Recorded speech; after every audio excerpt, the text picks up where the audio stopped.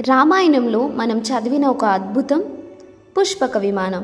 ఆ యంత్రం రావణుడు దోచుకున్నదని, రాముడు తిరిగి ఉపయోగించాడని మనకు తెలుసు. అంతవరకు బాగుంది. కానీ ఆ తర్వాత ఎవరికి తెలియదు.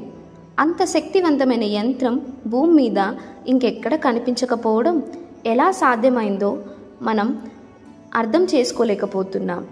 ఎంత ప్రత్యేకం ఆ పుష్పక విమానం! రాముడు దాన్ని ఎందుకు వదిలేశాడు? ఇంతకీ అది ఎక్కడ దాచారు?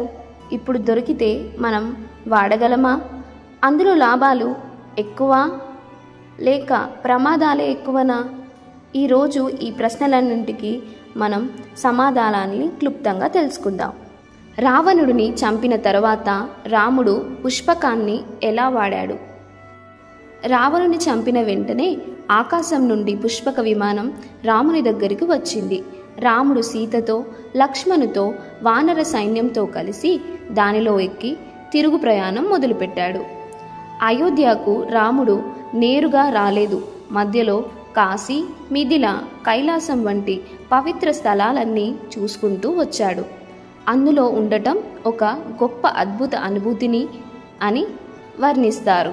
విమానం లోపల సువాసన, పూలతో అలంకారం, స్వయంగా దారులు మారుస్తూ వెళ్ళడం ఇప్పటి వరకు మనకు తెలిసిన ఏ టెక్నాలజీతో మనం పోల్చలేం. ఇంకో విషయం ఏంటంటే అది కేవలం రాముడి కోసమే ఎదురు చూసినట్టు ఉండేది. ఎందుకంటే పాపం చేసిన వాళ్ళకి అది సమర్పించేది కాదు.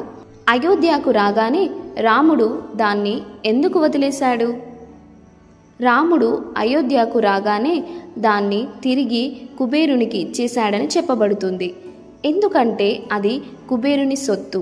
కుబేరుడు దాన్ని ముఖ్యమైన వాడు వినియోగించాలని అనే నిబంధన పెట్టినట్టు చెబుతారు. ఇంకో వాదన ప్రకారం రాముడు దాన్ని భూమి మీద వదిలితే అది లోభం, ద్వేషం పెంచుతుందని తెలిసి దాన్ని దైవాలకు సమర్పించాడు. ఇంకా మరికొంతమంది చెప్పినట్లు ఆ పుష్పకాన్ని కైలాసంలో శివుని సన్నిధిలో దాచేశారని, దాన్ని భక్తులే కాదు దేవతలే కాపాడుతూ ఉన్నారని కూడా ఒక గాథ ఉంది. ఆ తరువాత ఎవరైనా వాడారా? రాముడు వదిలిన తరువాత కుబేరుడు దాన్ని కొన్నిసార్లు వాడాడని చెప్పబడుతుంది.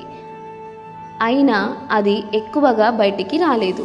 కుబేరుని వంశస్థులు దాన్ని కొంతకాలం వాడారని, తరువాత అది మాయమైపోతుందని చెప్పారు.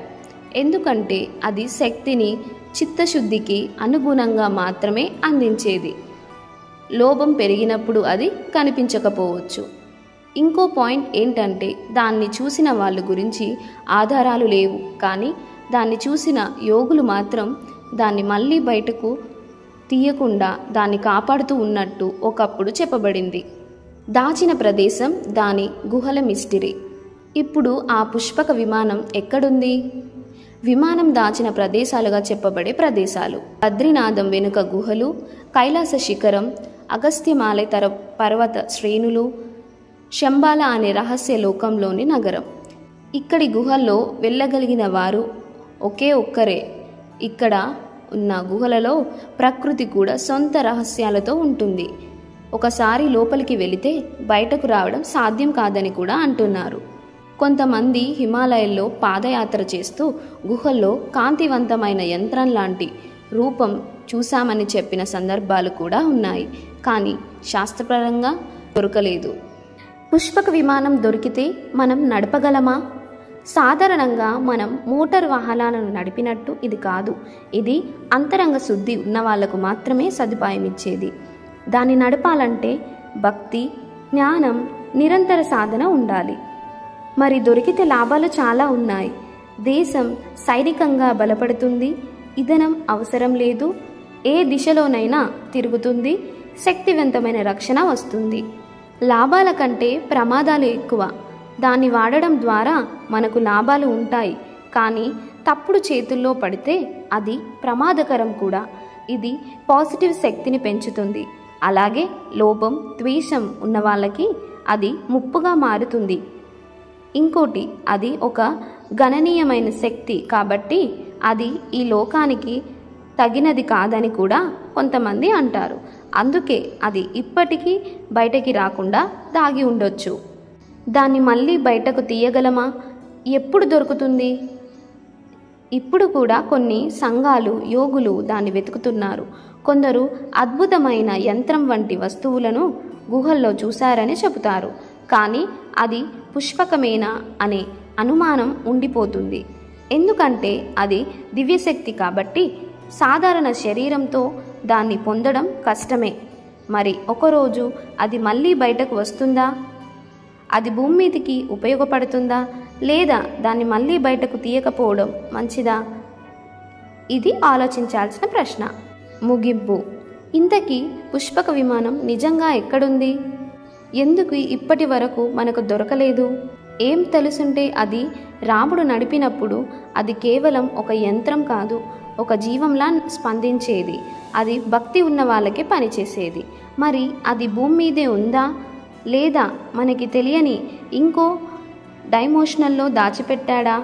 ఎందుకంటే మనం శాస్త్రపరంగా చెప్పాలంటే కూడా హిమాలయాల్లో ఇంకా రహస్య గుహలు చాలా ఉన్నాయని చెప్పుకుంటున్నారు.